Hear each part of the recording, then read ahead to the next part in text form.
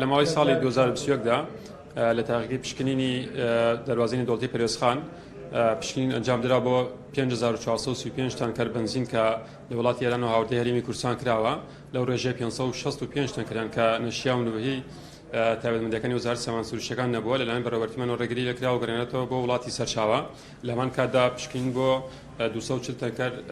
گازوایل کراوەکە سەرجەمیان شیابوون و هاوردەی هەرێمی کوردستان کراون لە ڕابردوودا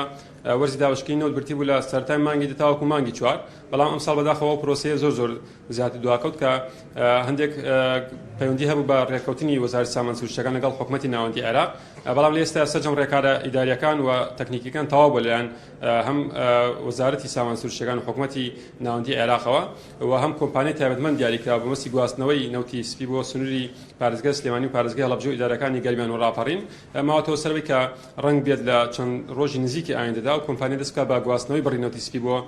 سنووری پارێزگای سلێمانی کە بریتیە لە 23 میلیۆن لیتر و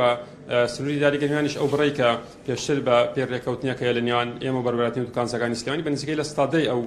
بڕێیە بۆ سنووری داری گەرمیان دەنێتێت و هەر کاتێک بڕی نەوتەکە لە بەغاوە بار کراوەتە نێردرا بۆ هەرێمی کوردستان ئێمە ڕاستەخۆ لە وێستگەکانی سوستەمەنی دەست بە داوەشکردنی و نەوتی سپیەکە